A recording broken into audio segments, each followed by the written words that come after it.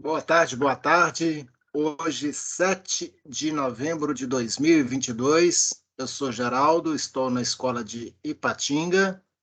Hoje, nossa quarta e última aula de técnicas de controle.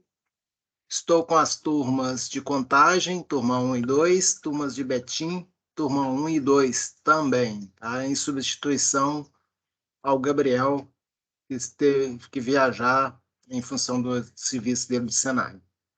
Espero que esteja tudo bem com vocês, tá?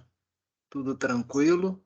Aqueles que, porventura, não puderem assistir a aula nesse momento, essa aula está sendo gravada e vai estar disponível para vocês na plataforma ainda hoje, assim como a apresentação dessa aula. Tudo bem?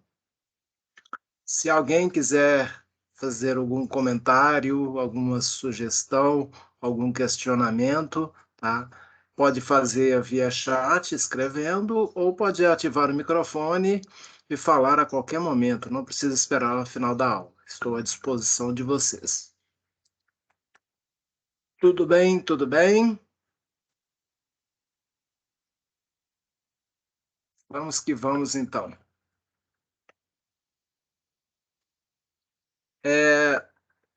Dia 13, próximo domingo, tá? Vence a atividade de 2 EAD, tá?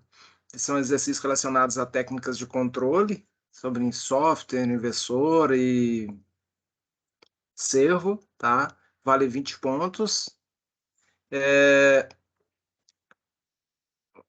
São os capítulos aí do capítulo 8, 7, 8, 9 do livro, tá? Que vão estar retratando esses assuntos.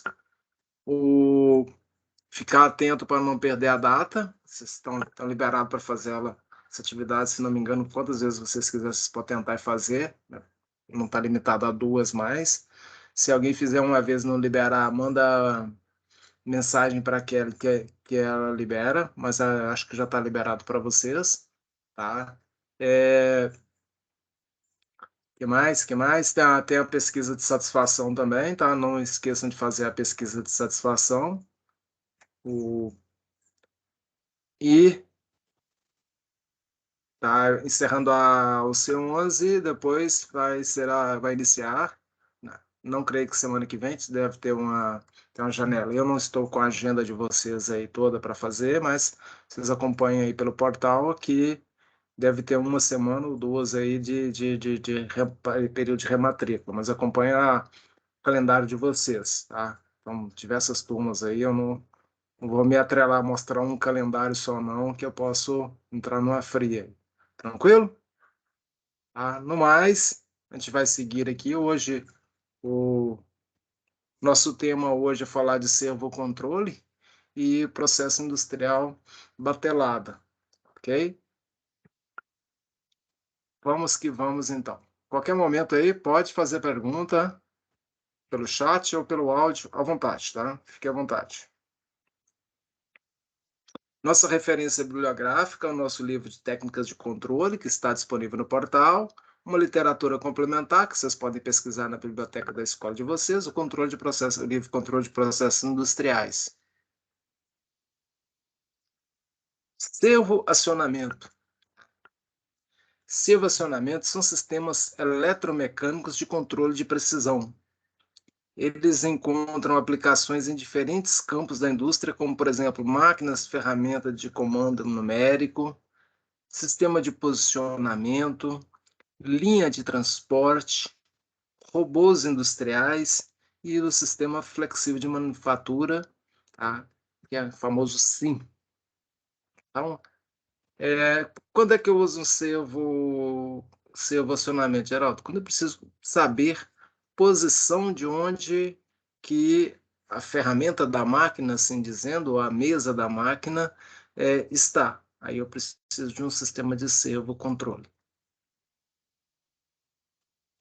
Os servomotores são os motores utilizados nos servoacionamentos. Os circuitos de alimentação dos servomotores encontram-se em uma unidade chamada servoconversor. Sendo assim, o servoacionamento é o servomotor mais o servoconversor. Então, a gente tem um conversor e um motor do sistema tipo servo. Uma primeira característica necessária para a escolha de um motor para tal função relaciona-se à facilidade e simplicidade de atuação no torque da máquina. Nesse ponto, vale ressaltar a importância do torque nos acionamentos eletromecânicos, que é a única grandeza comum aos mundos elétrico e mecânico, e, portanto, a uma variável de interface. A gente pode fazer um controle por torque, por exemplo, né? A gente, no servos controle, a gente vai ver mais à frente, ele tem controle por torque, por velocidade e por posicionamento.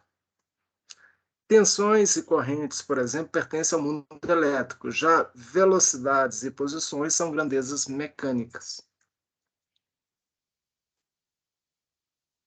Os servomotores são utilizados para sistemas que necessitam de uma dinâmica rápida, ou seja, em sistemas que exigem altas acelerações e de desacelerações.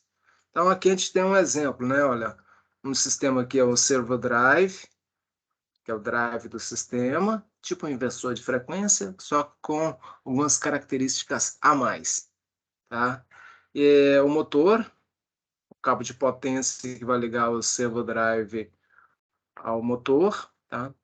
O sinal de reação do motor para saber a velocidade, a posição que ele está, também volta para o servo drive. E o sinal da mesa também, que pode estar diretamente posicionado em relação ao motor. Então, a gente tem todas essas características aqui, esses três elementos no sistema com servomotor. Deixa eu só anotar um negócio.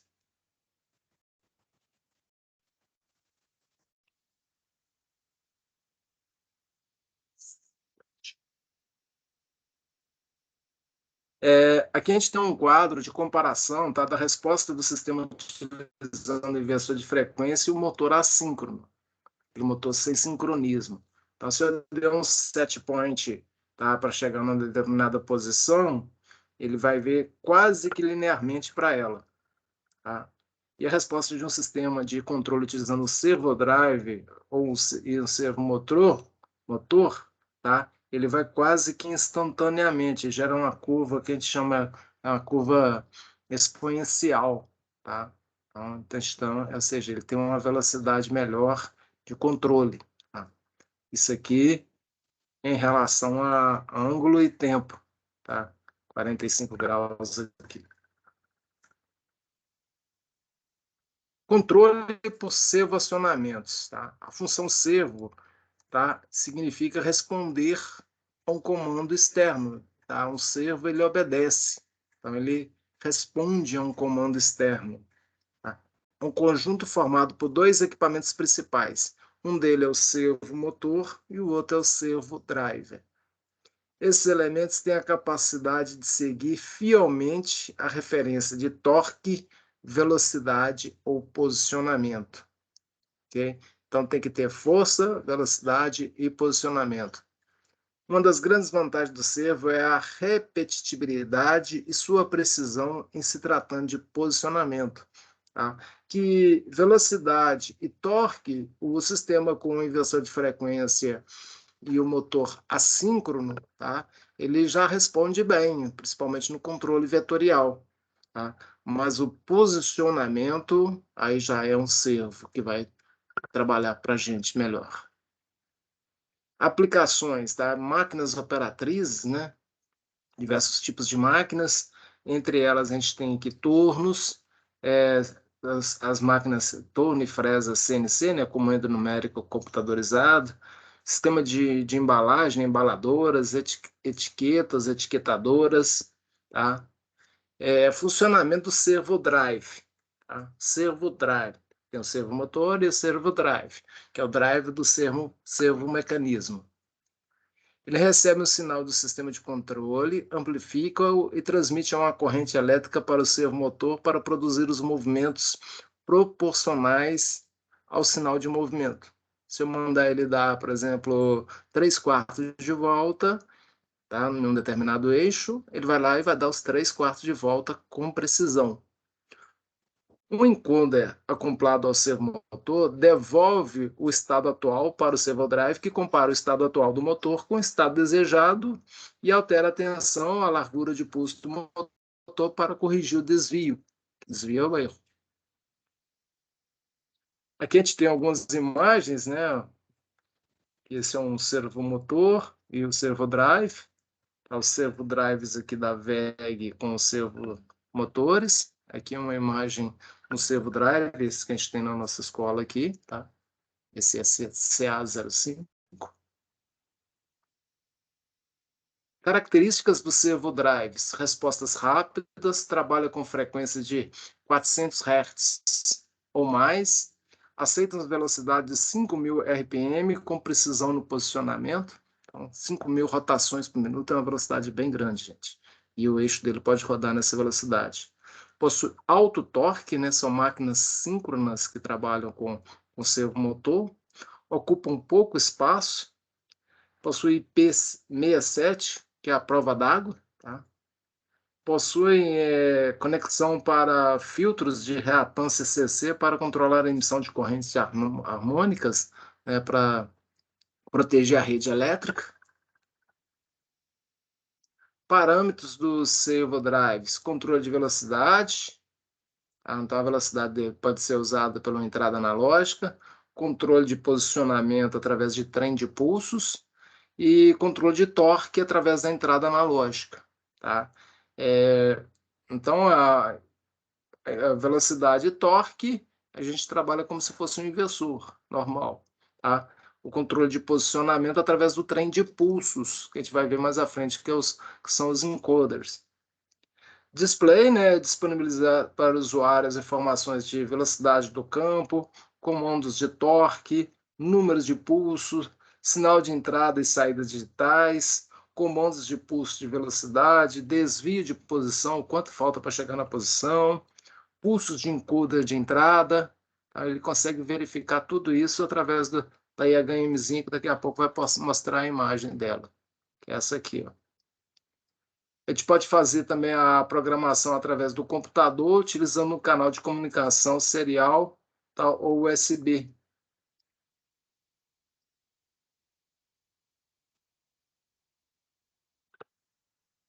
Através de um software proprietário do fabricante, é possível acessar todos os parâmetros e alterá-los em tempo real. Tá? Dá para trabalhar, a WEG tem dois softwares que a gente trabalha, isso depende do modelo. Há um mais antigo para esse SC aqui 05 e tem um mais novo para as máquinas mais novas. Durante a operação, o equipamento é possível monitorar seus valores, pode estar acompanhando o tempo todo. Utilizar placas de comunicação de dados para protocolo de comunicação específico, como o Profibus-DP, DeviceNet. Então, ele trabalha com as redes de comunicação industrial, que dá para você fazer comandos nele via redes industriais, além do comando pela porta serial. Aqui a gente tem um exemplo do soft, que você pode ver se quiser baixar. Não tem, sem o drive, você só vai visualizar algumas coisas, não dá para fazer muita coisa, não tem simulação, tá? No veg.net. Tá? Tem essa tela aqui, diversas telas, tá, gente? Tá? Antes de usar o software, a gente tem que pegar o manual do drive que a gente vai usar. No manual do drive vai falar qual software que pode usar, depois pega o manual do software para ver. Tem muitos dados neles, tá? Tudo em português da VEC. Os servomotores, tá?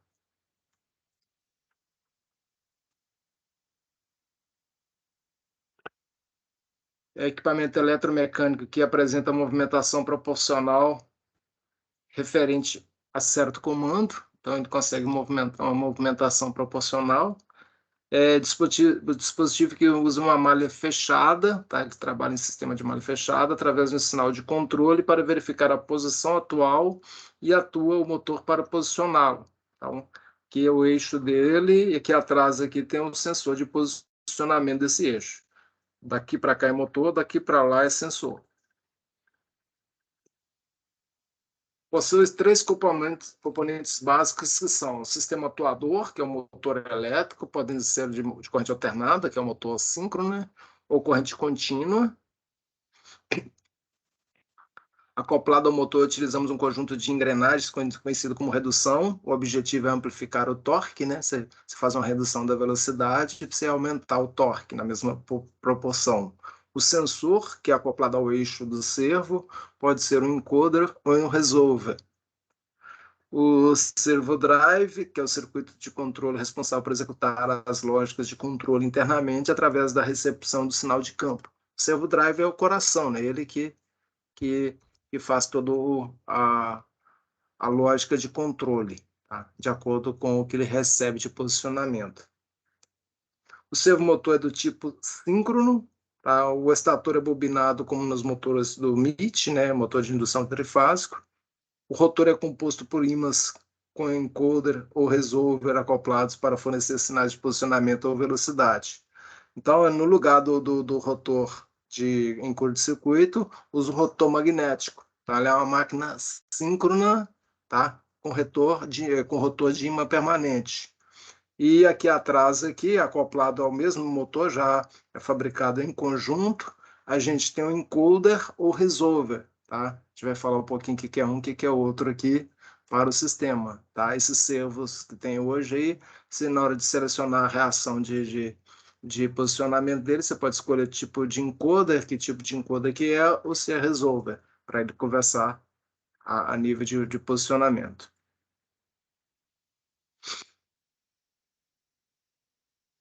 A gente tem alguns exemplos, né? O sistema de eixo aqui, tá? Estator, né? Que é a característica dele aqui, né? Desde a posição do rotor, se cria um campo magnético giratório para gerar com mais eficiência. Então, o estator aqui, ó. As bobinas do estator estão aqui, tá? Que são as bobinas, tá?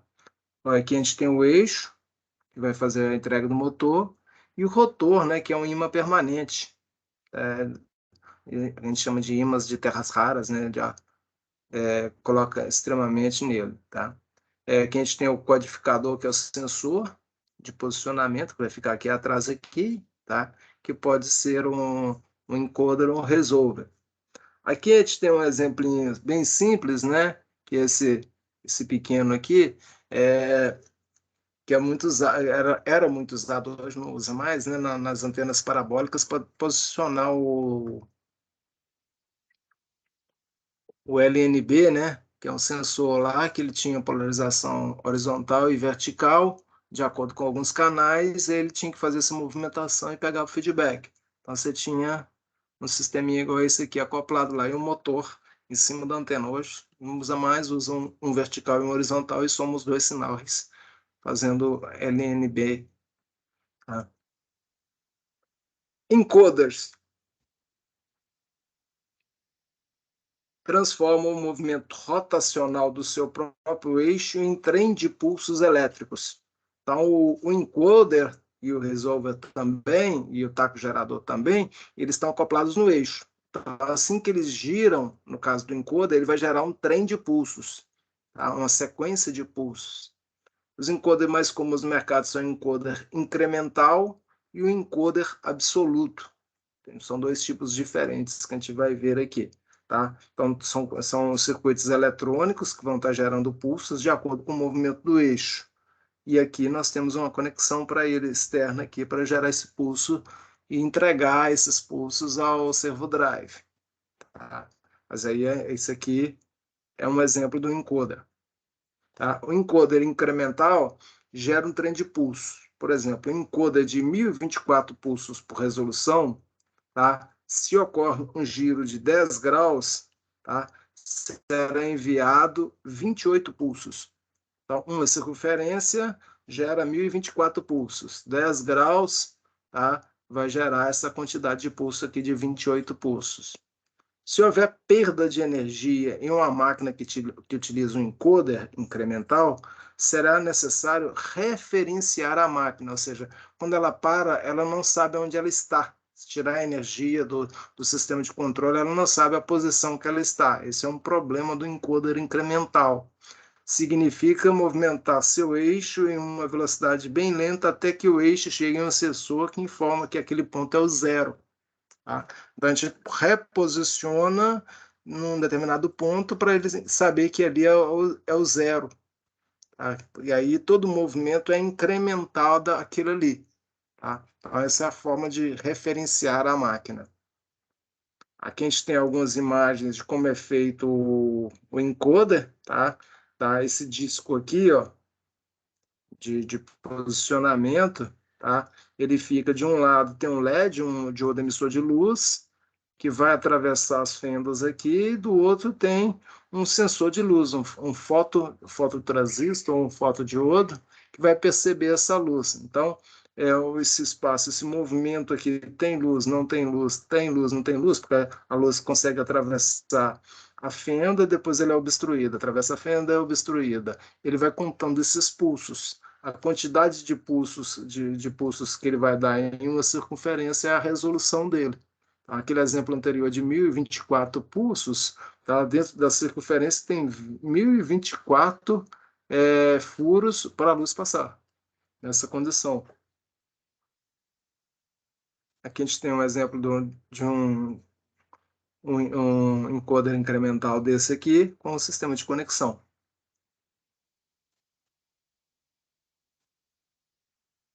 São gerados pulsos A e B, que são originários de duas marcações radiais, igualmente espaçadas, que permitem a detecção de posição através de contagem de pulsos do centro de rotação pelo defasamento dos pontos A e B.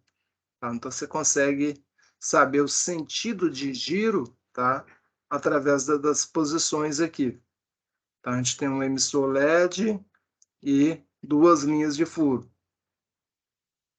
O encoder absoluto, que ele era incremental, tá? É composto por um conjunto de engrenagens e uma eletrônica muito diferenciada. Não gera um trem de pulso, mas um código binário que transforma seu ângulo exato. Então, a gente tem essa estrutura aqui, ó. Então, a posição, o código A, B e C, e ele vai fazendo as movimentações, tá? Observe que de uma posição para outra ele só muda um bit. Sempre um bit de uma linha para outra, que a gente chama de código gray. Cada posição do disco dependerá uma combinação de sinais, em geral fornecido por sensores ópticos que recebem a passagem pelas marcas do disco. Tá? Nesse caso aqui é um bit 0, 1, 2 e 3. Tem 4 bits aqui. Tá? Esse aqui já embaixo aqui já tem 5. Ó. 0, 1, 2, 3 e 4, que vai gerando essas posições. Quanto mais bits ele tiver, melhor a resolução de posicionamento que ele vai ter. Resolver, tá? É um transformador de alta frequência de 5 a 10 kHz, tá? Onde o primário está situado no rotor e existem outros dois secundários em quadradura no estator. As amplitudes e fases das tensões induzidas no secundário são em função da posição do rotor. Um circuito condicionado processa as tensões induzidas nos secundários, fornecendo uma tensão proporcional à posição. Isso é bem louco, esse aqui. Aqui, ó, isso aqui vai estar girando e essa quadradura aqui é 90 graus, ó. Então, o S1 e 3 aqui pegam numa determinada posição, o S2 e S4 em outra. Então, aí você vai olhar o seno, a função do seno de um e a função cosseno do outro, para saber o ângulo correto em que esse elemento está. Então, o nível da posição gerada aqui é uma função matemática bem complexa, mas se você tiver essa função pronta, você sabe o resultado. Fica bem mais prático. O taco gerador, que é um sisteminha que usa também em alguns sistemas de servo controle, né? De um ímã, gerador CC de um ímã permanente acoplado ao eixo em que desejamos medir a velocidade. O taco gerador, o objetivo dele é medir a velocidade, que a velocidade de geração é proporcional à velocidade do eixo. Então, você tem essa relação linear, aí você consegue verificar a velocidade que o motor está girando em função da tensão gerada pelo taco gerador, que é um motor de corrente contínua de ímã permanente. A tensão de saída deve ser estabilizada na faixa operacional e saída deve ser estável a variações de temperatura. Geralmente incorpora compensação de temperatura através de termistores, né? Resistores dependentes da temperatura, que são colocados nele para fazer essa compensação aí. Aqui a gente tem alguns exemplos de tacos geradores da WEG. A tabela a seguir mostra o comparativo entre os principais tipos de sensores de posicionamento e velocidade empregados nos servoconversores. Então, os três principais são o encoder incremental, o encoder absoluto e o resolver. Tá? O taco gerador ele não dá posicionamento, ele só dá velocidade. Tá? O encoder incremental, as vantagens dele, projeto robusto, grande quantidade de resoluções, tipos de montagem e interface. A desvantagem é a posição perdida após a falha de energia. Então, tem que ficar reposicionando a máquina constantemente. O encoder absoluto, tá? Dado de posição disponível após falha de energia, ou seja, você desligou ele agora aqui, na próxima vez que você ligar ele sabe qual posição que ele está. Alta resolução disponível. Tá? A desvantagem do encoder absoluto é alto custo. Tá? Então, mais din-din. O Resolver, né, é um projeto robusto, é insensível a vibrações e altas temperaturas. Então, ele, no lugar que trabalha com alta temperatura, normalmente fica ruim para trabalhar com encoder e os encoder incremental e absoluto. Tá? A vantagem também de pouca fiação, e ele também é montado direto no motor. A desvantagem é que é mais complexo. O sistema é mais complexo. Então, hoje em dia, as máquinas estão mais presas aqui, ó, as máquinas industriais no encoder absoluto. Algumas máquinas trabalham com incremental, aí perdeu energia, você tem que zerar ela o tempo todo, são máquinas mais elementares. O servoconversor é a unidade eletrônica de sistema de servoacionamento. E sua principal função é realizar o posicionamento através do sistema de controle, mantendo uma alta performance de força e velocidade, tá? No motor síncrono de ímã permanente, tá? É o nosso motorzinho que fica no servo lá. O inversor estudado na unidade anterior, que a gente viu para o inversor de frequência, controle escalar, controle vetorial, possui como principal função o controle de velocidade e torque de motores de corrente alternada, desculpa. O funcionamento e tecnologia empregada no sistema eletrônico do servo conversor foram mantidos e adicionada a isso uma realimentação que permite o trabalho em malha fechada. Então, o servo drive, ele é muito, muito semelhante ao inversor de frequência. A grande vantagem dele é a questão da malha fechada e dos elementos que compõem a malha fechada. Observa ao lado a foto do conversor do SCA05 da WEG. Olha, chegou o sistema trifásico, retificou, filtrou e os 6 IGBTs aqui gerando as 3 fases aqui que vão sair com frequência variável. Tá? A vantagem aqui é que essa frequência pode estar muito acima de 60 Hz para mim conseguir aí velocidades até 5.000 RPM. Observe a topologia empregada no sistema de servoacionamento, incluindo a unidade do servoconversor. Então, o servoconversor está aqui. Essa é a imagem de um que a gente tem na escola aqui. Tá? Esse mesmo SCA05. A diferença básica entre o funcionamento do inversor e do servoconversor está no sistema de realimentação, tá? Da malha fechada. Observe a seguir o esquema global de acionamento e controle do servoacionamento. Tá? Então, aqui a gente tem, olha, os comandos de referência. Tá? Aqui a gente tem o motor, né? Um motor de indução de ímã permanente.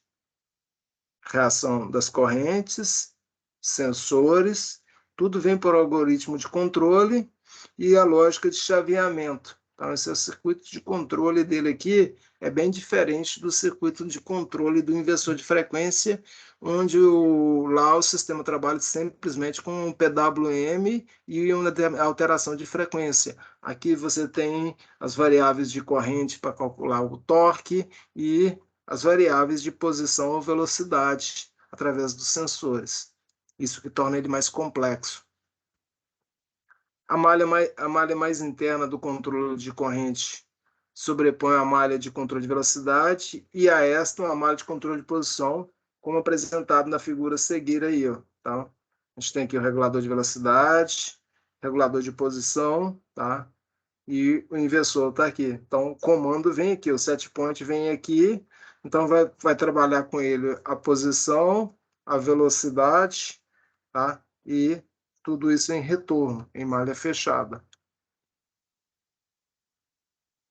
Sistemas de transmissão mecânica, né? Nas situações em que há solicitação de torque muito elevado, existe ainda a possibilidade de combinação de servomotores somado ao sistema de transmissão mecânica. Então, a máquina não vai pegar direto no eixo do motor, vai ter um sistema de redução antes de chegar na máquina.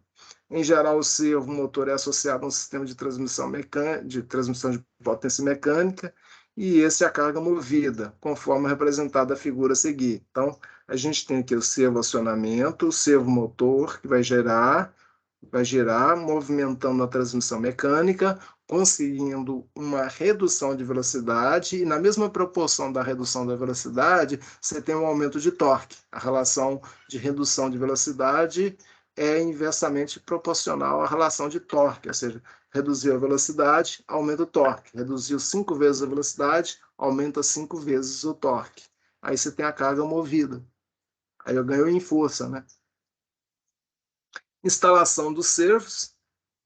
A instalação é básica para todos os tipos de servos e é muito importante que seja realizada com bastante atenção para que o equipamento funcione corretamente.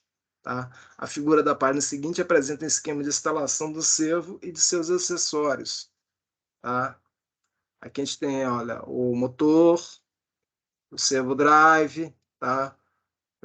Um resistor regenerativo que faz a frenagem dele, devolve energia, alimentação 24 volts para o sistema de comando dele, tá? O sistema de freio para me controlar posicionamento, se eu acelerar depois eu tenho que reduzir e reduzir corretamente, o contador magnético da linha de terra de alimentação, o filtro de ruído, tá? E alimentação trifásica para vir todo o sistema aqui, tá? Então, a gente tem todas essas estruturas que a gente vai numerar aqui, a gente foi numerado aqui de 1 a 8, a gente vai evidenciar na próxima parte. A instalação é básica para todos os tipos de servos e é muito importante que seja realizada com bastante atenção para que o equipamento funcione corretamente. Tá? A figura ao lado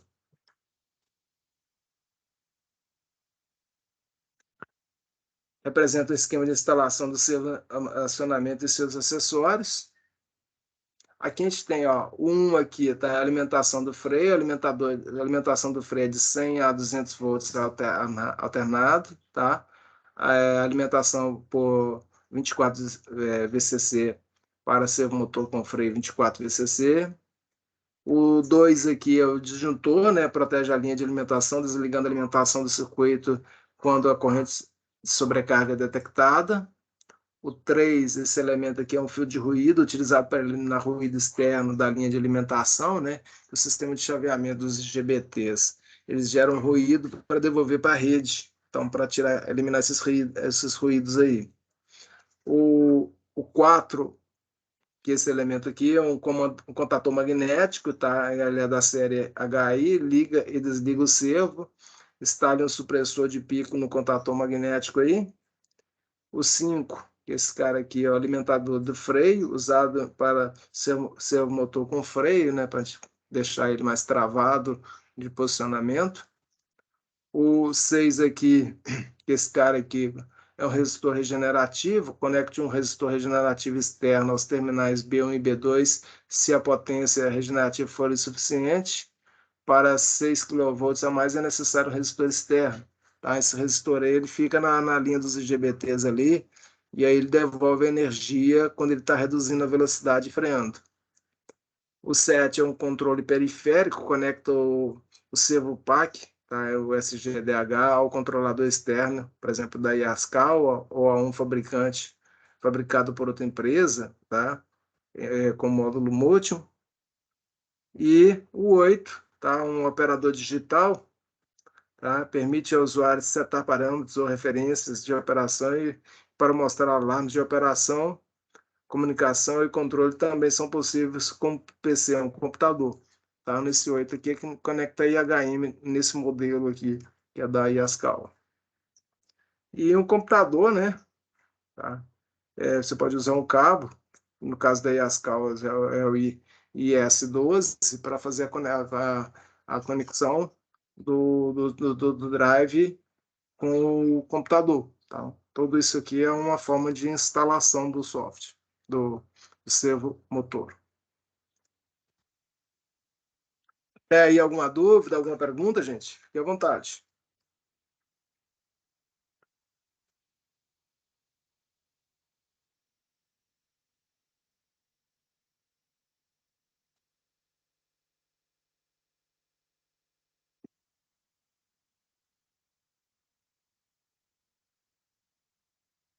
Se tem perguntas, então vamos continuar, né? Para assegurar uma operação estável e segura, sempre observe as seguintes precauções de conexão. Use cabos próprios, por mais similar que eles pareçam, utilize os cabos para entrada de referência e cabeamento de encoder. Corte a parte excedente dos cabos para minimizar seu tamanho e evitar o efeito antena. Tá? Não adianta colocar cabo em excesso, não, que se ele, a sobra serve como antena. Tá? Aí pode pegar interferência. Em uma instalação que utiliza cabo multivias, que é o cabo PP, por exemplo, aterre os cabos reservas. Tá? Então, se você não estiver usando um cabo, sobrou lá 7 vias, você usou só 3, os outros deixe ele aterrado, para ele não ficar flutuando. Para o cabeamento de terra, utilize a fiação mais grossa possível. No exemplo, tá? A gente tem aqui um AWG-14, que é o de 2 milímetros ou mais. Tá? Na realidade, para o terra, a gente usa as sugestões da NBR 5410, que até um determinado bitola de cabo, a mesma bitola das fases. Então, como esses servos ele não tem uma corrente tão elevada, tá? O cabo de terra vai ter o mesmo cabo, a bitola do mesmo cabo de cada uma das fases de entrada. Aí já é suficiente. O dimensionamento dos cabos deve ser realizado por profissionais capacitados, obedecendo às normas vigentes. O aterramento de classe 3, pelo menos, é recomendado para 100 watts. Aterre em apenas um dos lados do cabeamento, se o motor for isolado da máquina, aterre diretamente. Tá? Você tem que ter toda essa questão dos equipamentos, né? Segundo a NBR 5410, toda a parte metálica de uma instalação de uma máquina, tá? Ela tem que estar aterrada. Então você tem que aterrar, sair aterrando tudo. Para prevenir problemas no funcionamento por motivo de ruído, tá? Interferência, posicione o dispositivo de referência de entrada e também o filtro de ruído o mais próximo possível do servo. Tá? Sempre instale um circuito de absorção de sobretensão nos relés solenoides e contatores eletromagnéticos. É um dispositivo que ele absorve, a gente chama esse dispositivo de um resistor em série com um capacitor. É Snubber, tá? Snubber, tá? E para fazer essa característica. A distância para a passagem de cabos da linha de alimentação, entendo como linha de alimentação a fiação da energia do painel à linha, entendo como linha de sinal as informações vindas de um controlador externo, deve ser de no mínimo 30 centímetros, observando a colocação de alimentação e as linhas de sinais em dutos separados. Então, separar cabo de alimentação de cabo de dados. Nunca enrole os dois tipos de sinais, tá? Não deixe de ficar cruzando, não, tá? Evitando assim a geração de campo magnético e a geração de ruído no equipamento. Tá? Você pode ter uma interferência, porque a questão principalmente dos encoders e resolver, eles são sensores e qualquer impulso eletromagnético que vai ser transformado em tensão pode ser interpretado como um sinal que não houve, aí vai perder posição, que é a função principal do servo drive, servo comando. Parametrização. A gente viu lá a parametrização de software starter, de inversor, tá? O seu servo drive também não vai ficar muito longe disso, não. Também tem a questão da parametrização. Podemos também realizar a programação através de um computador pessoal, PC, normalmente um notebook, mas pode ser um PC também, utilizando um canal de comunicação serial ou USB, aquele drive que eu mostrei anteriormente lá, tá? Que é esse daqui, ele é serial, tá? Tem que fazer um cabo serial. No manual dele mostra as características do cabo serial, ou seja, você pode você mesmo construir o cabo, tá? Se quiser comprar o cabo da VEG, pode comprar, tá? Quando trabalha com cabo USB, é só usar determinar o tipo dos conectores USB e adquirir o cabo. Quando é cabo serial, aí ele tem um cruzamento de cabos, aí você tem que observar o do fabricante. Através de um software proprietário do fabricante, é possível acertar todos os parâmetros e alterá-los em tempo real. Durante a operação do equipamento, é possível monitorar seus valores. Se o motor estiver girando, eu não consigo alterar parâmetros, eu consigo ler parâmetros, tá, gente? Aqui a gente tem o controle IHM remoto e vias PC. Utilizaremos o servo conversor aqui para demonstrar alguns parâmetros, tá? O SCA05, para exemplo de parametrização, visto que, independente do modelo e fabricante, os parâmetros de ajuste desses dispositivos são parecidos para todos. Tá?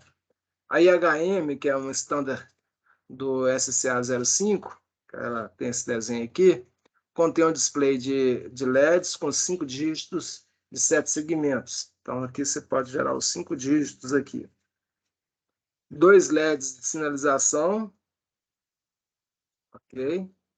4 teclas, essa tecla, essa tecla, essa tecla e essa tecla aqui de reset. A figura a seguir mostra que a HM indica a localização do display dos LEDs, né? O display aqui ele vai indicar os parâmetros que estão sendo alterados e o valor do parâmetro, um ou outro.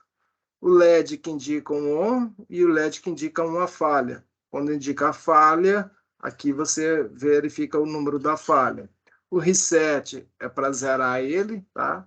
E aqui a gente tem que chamar o parâmetro, tela de parametrização, que é um P, e a seta para subir e descer o parâmetro. Aqui eu posso estar selecionando um parâmetro, P100, P101, por exemplo. Depois eu aperto o P, ele vai me dar o valor do parâmetro. Eu posso alterar o valor do parâmetro, aperto o P novamente, ele registra o valor. É bem simples a operação. Se eu tiver com o software, ele abre uma lista de parâmetros, eu digito direto dentro dele. É mais rápido no software. E a vantagem do software é para você monitorar, né? Se eu tiver que olhar parâmetro por parâmetro aqui, eu vou ter muito trabalho para selecionar os parâmetros. Com o software, eu tenho uma tela com todos os parâmetros, eu vou lá e localizo rapidamente os parâmetros que eu quero visualizar, que eu quero conferir para ver se está nos valores que eu quero, e depois salvar. Depois, no computador, eu valido tudo, depois transfiro para o Drive. É bem mais prático. As funções do display de LEDs mostram a mensagem de estado e erro e o número de parâmetros ou seu conteúdo. A função do LED Power On indica que o servo conversor está energizado. Tá? Ele pode estar energizado, mas parado. Tranquilo? Ele pode estar energizado em movimento ou energizado parado, ou desenergizado. A função de LED Default indica que o servo sofreu algum tipo de erro interno ou externo. A função da tecla Reset serve para resetar os erros e reiniciar o servo conversor. É importante observar que o reset dos erros somente será aceito se a condição que gerou esse erro não persistir no momento em que se pressiona essa tecla. Então, se, por exemplo, se ele deu um erro por excesso de corrente, sobrecorrente, tá? Ele parou o motor. Então eu vou lá, aperto ela, como o motor não está girando, ele vai resetar o erro. Mas dependendo do erro de configuração, se tem lá, atingiu, por exemplo, um determinado limite, tem os limites lá de posição, e excedeu aquele limite, tá? Foi um erro, você cadastrou aquilo ali como um erro, e se resetou, se ele estiver na mesma posição lá, vai continuar com o erro. Tem que ter alguma intervenção para retirar o erro. A função da tecla P, né, essa tecla, que é P de prog, né, tem a função de entrar e sair do modo de programação dos parâmetros. Sempre que desejar alterar um parâmetro no display, deve-se apertar a tecla P para ter acesso ao conteúdo. Então, eu seleciono o número do parâmetro, tá? Aqui, ó, vem um P aqui com um número, tá? E quando eu aperto o P aqui, fica o conteúdo daquele parâmetro por dentro, em número. Todos são números, tá? Valores numéricos, os valores dos parâmetros. Tipo de controle, né? Antes de iniciarmos a parametrização do servo conversor, é necessário que seja definido o tipo de controle a ser utilizado. Embora a sua maioria dos servos acionamentos são solicitados onde se deseja realizar o controle de posicionamento de paradas, é possível o funcionamento dele simplesmente como controlador de velocidade ou torque em servomotores. Então, eu posso estar controlando só velocidade ou só torque, tá? Que é o que a gente faz com o inversor de frequência. Então, aqui a gente tem o modo torque, controla apenas o torque do eixo do servomotor, não importando a velocidade e nem a posição do mesmo. Mantém a corrente constante, o torque é proporcional à corrente, no valor da referência de corrente. A variação de velocidade em função da carga, sem controle algum por parte do servo conversor. Diminuiu a carga, aumenta a velocidade, pós-carga, diminui a velocidade. Então, controle por torque. O modo velocidade, o servomotor mantém a velocidade constante do valor determinado pela referência de velocidade. A variação de corrente, que é o torque, é em função da carga.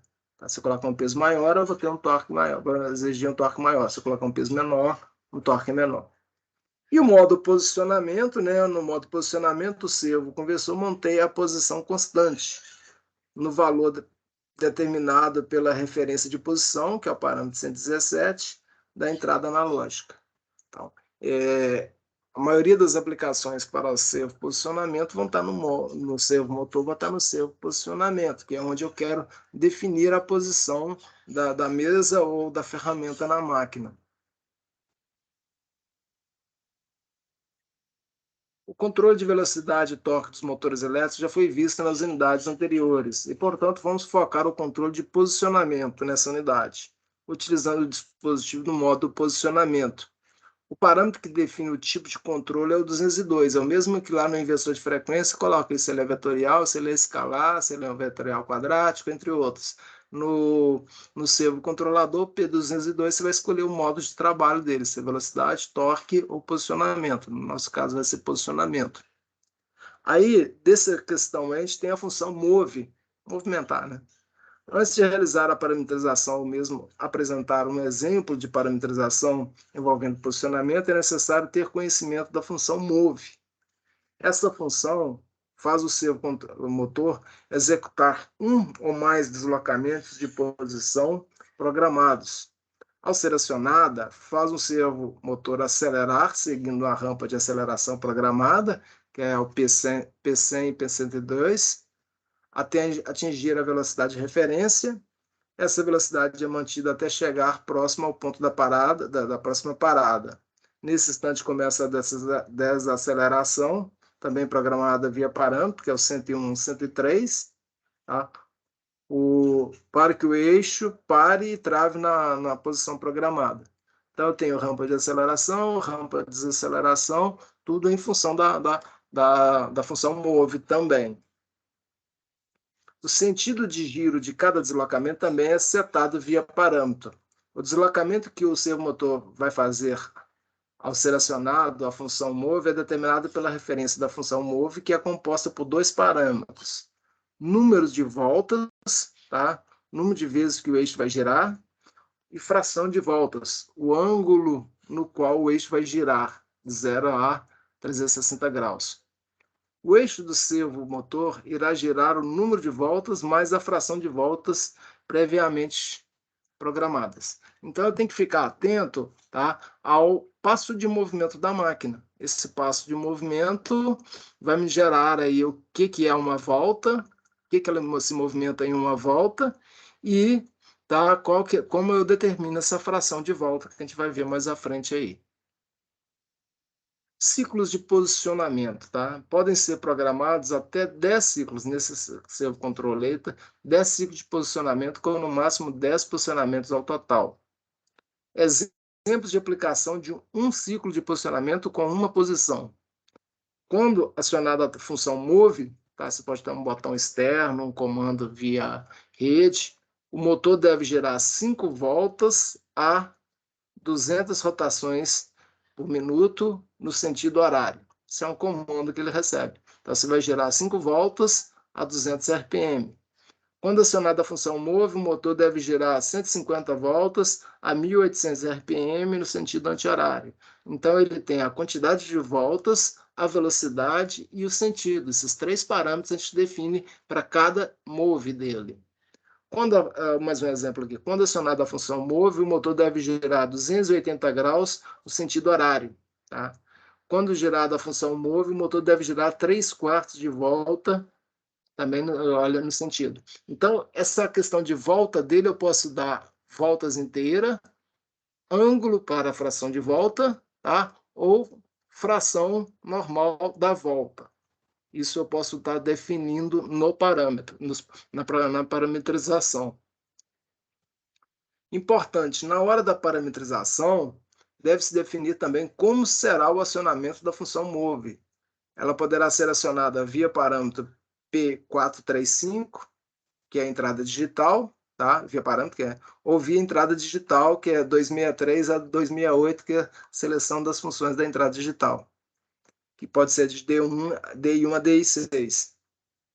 Independente de ser acionado via parâmetro ou entrada digital, define-se o ciclo de posicionamento como, tá? Uma posição, um ciclo de posicionamento com uma posição e ciclo completo, tá? O ciclo de posicionamento com mais de uma posição. Então, ele vai fazer um ciclo só, ele só vai fazer uma função, parar, acabou. Ou ciclo completo, ele vai determinar, no caso desse servo aí, até 10 ciclos. Posso trabalhar com 1, com 2, 3, até 10, e ele vai fazer a sequência para mim de todos os ciclos com um único apertar do botão. Exemplo de aplicação de um ciclo de posicionamento com mais de uma posição, tá? Quando acionada a função move, o eixo do motor deve, tá? Primeiro, girar 5 voltas a 200 RPM no sentido horário. Vai lá. Inverter o sentido e girar 27 voltas a 1.500 RPM no sentido anti-horário. Parar até que seja dado o novo comando da função move. Então, um exemplo aí. Outro exemplo. Quando acionada a função move, o eixo do motor deve girar 7.000 voltas a 1.705 RPM no sentido anti-horário. Girar 15.725 voltas a 3.000 RPM no mesmo sentido, ou seja, no sentido anti-horário. Girar 3/4 de volta a 150 RPM no mesmo sentido. Tá? Girar 12 graus a 76 RPM no mesmo sentido. Girar 8 graus a 15 RPM no mesmo sentido. Parar até que seja dado o novo comando da função move. Então, isso aí é um exemplo. Eu posso estar colocando voltas inteiras, fração de volta, ou quantos graus de uma circunferência em 360 graus. Tudo isso eu posso fazer dentro de uma parametrização de um servo conversor. Exemplo de parametrização da função move, tá? Exemplo 1, tá? A gente está usando a entrada digital 1, tá?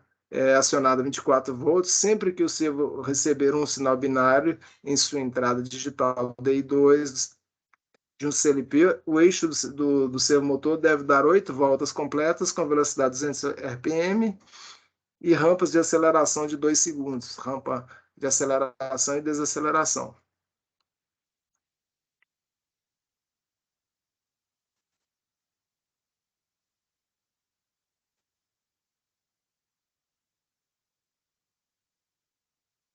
Aí, como é que é feito isso? Na programação, vou lá, o P00 é a senha de acesso, o P100 é a rampa de aceleração, normalmente é milissegundo, o 101 é a desaceleração, milissegundo, tá?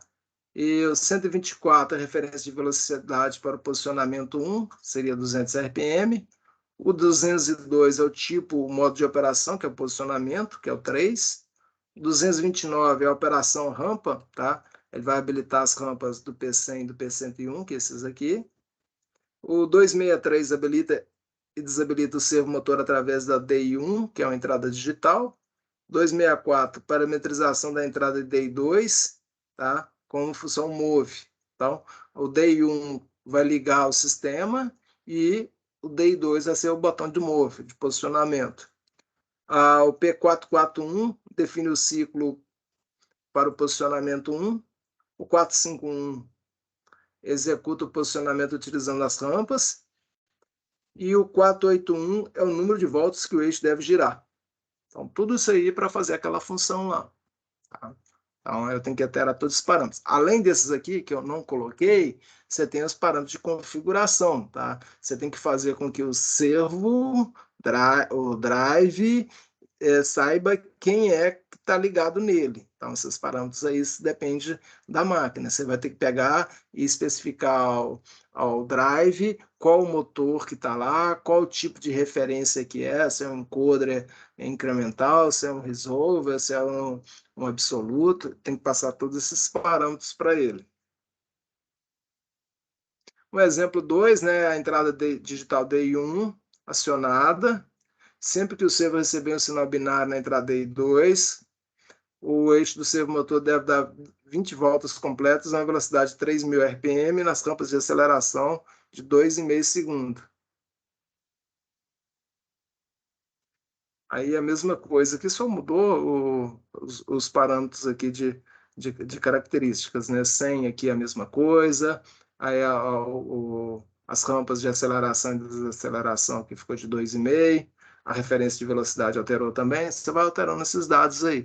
Então, essa tabela de parâmetros aí, ela vem no manual. Então, todos os tipos de drive, seja ele inversor, software ou servo drive, tá? A gente tem que estar sempre olhando o manual, não dá? Não tem como sair decorando esses parâmetros todos aí, né? Não. A definição de fração de volta, né? Frações de volta também são aceitas. Nesse caso, considerar uma volta inteira de 360 graus corresponde a 16.384. Para esse servo que a gente usou aqui para fazer as aulas, tá? Uma volta completa no encoder dele é 16.384 pulsos. Vai de 0 a 16.383. Tá? Para obter o número de pulsos necessário para um ângulo qualquer, utilize a seguinte fórmula. Tá? É uma regra de 3 bem simples, né? 16.384 é o ângulo e 360 é uma volta completa. Aí é só fazer, por exemplo, desejo acionar 3 quartos de volta, 270 graus, utilizando a fórmula temos, tá? Aí dá 12.288 pulsos. A gente trabalha com os pulsos também. Esse é o número, deve ser programado diretamente no parâmetro que define frações de voltas. Tá? Os parâmetros que definem as frações são de P471 a P480 para os ciclos do P441 e 450. Por quê? Tá? Eu tenho um lugar que eu insiro a quantidade de voltas, eu ponho o número lá 2, é 2 voltas, e se eu for trabalhar com fração, eu vou ter proporcional, né? O 441 trabalha com 471, o 450 com 480, tá? É os ciclos de posicionamento 1, 2, 3, até o 10. Aí, quando eu vou trabalhar a fração de volta, eu tenho que colocar a quantidade de pulsos, eu tenho que fazer essa conta. Servo acionamento, alguma pergunta, algum controle? A gente vai falar um pouquinho do processo batelada para a gente finalizar aí rapidinho.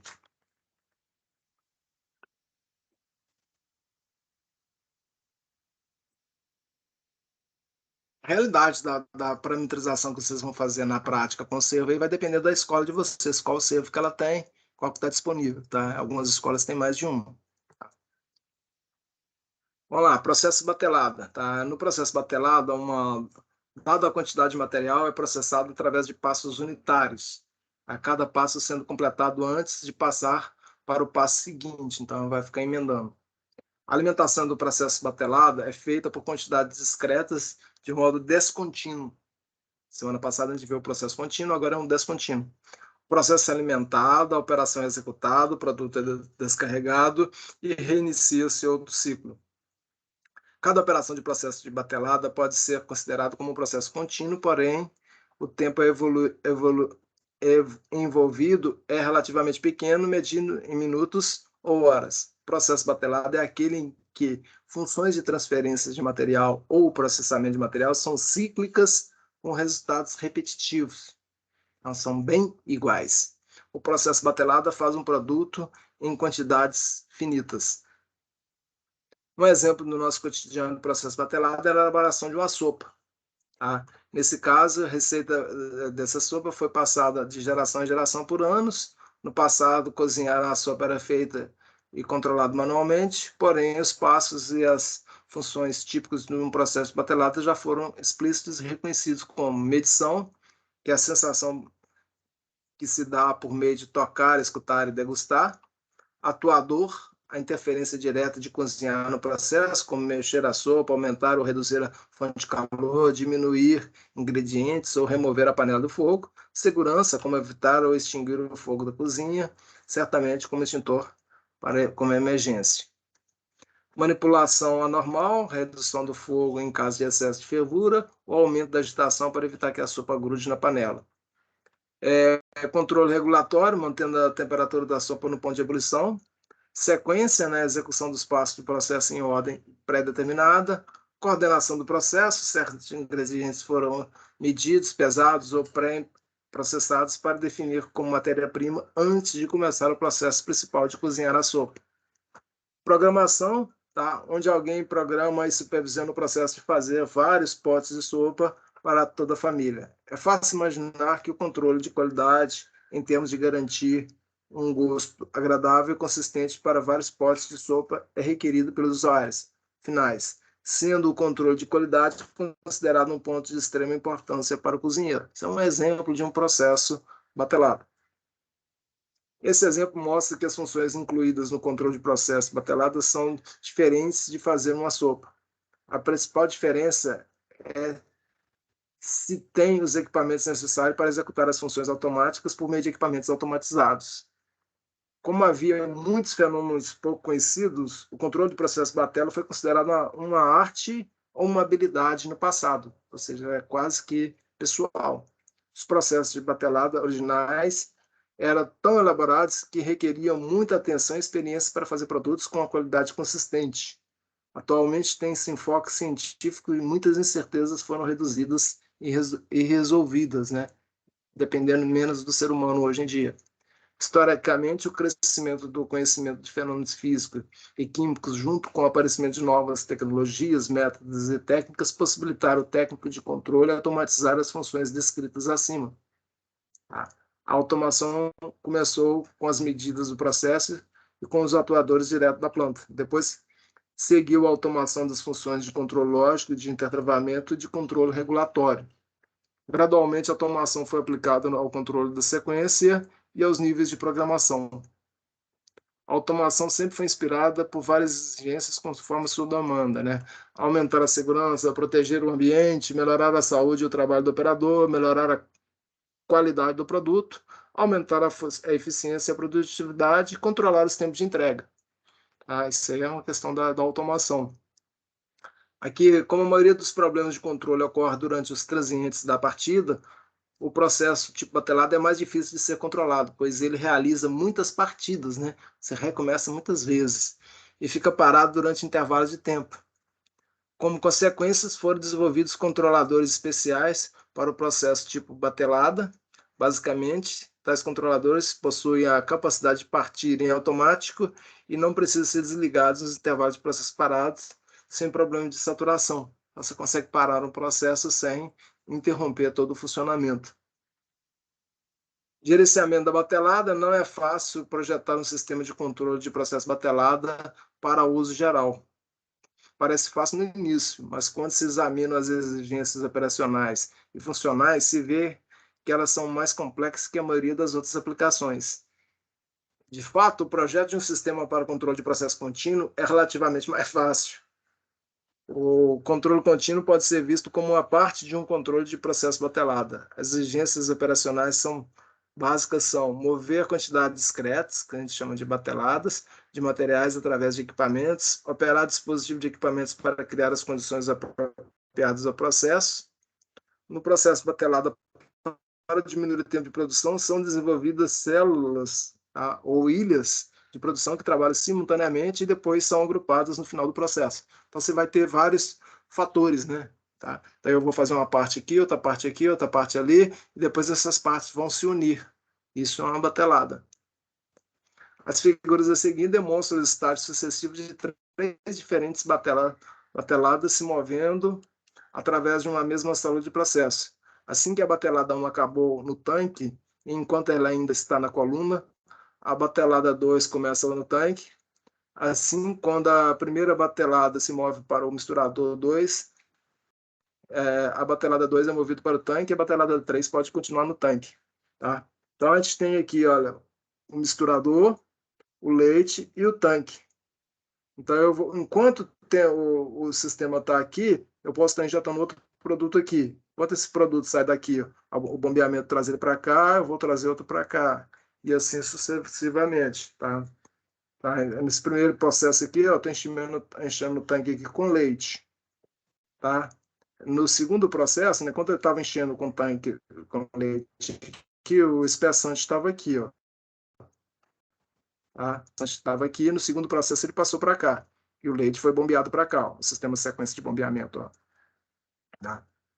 E no terceiro estágio faz a misturada. Então, vai misturar aqui. Então, eu ponho primeiro o leite, tá? Depois o espessante, depois eu vou estar misturando. Então, isso junta uma batelada. Tranquilo? Dúvidas, perguntas? Falem comigo. Não esqueçam, dia 13, atividade 2, o último prazo. E não esqueça de fazer também a pesquisa de satisfação, que está lá para vocês.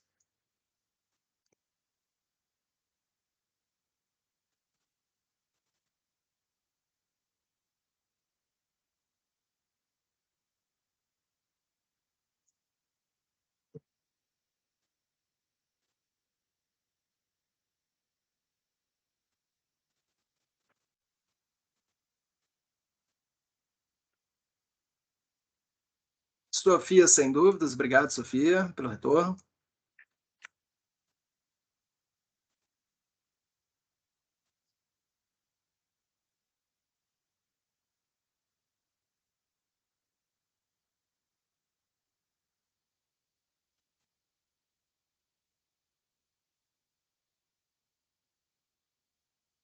Como está sem dúvida aí, o pessoal não está apresentando dúvida, eu vou encerrar a gravação aqui, tá? Desejo a vocês uma excelente semana. Não esqueçam de fazer a atividade 2 até o dia 13 para fazer a pesquisa de satisfação. Desejo a vocês uma excelente semana. A gente se vê na próxima unidade aí, aqueles que ficarem comigo. Tudo de bom para vocês, tá? Quaisquer dúvida, estarei à disposição. Daqui a pouco eu ponho para vocês a apresentação e a gravação lá no portal, tá ok? Muito obrigado a quem deu retorno aí. Excelente tarde a todos vocês. Vou continuar aqui na sala, tá, gente? Só vou interromper a gravação.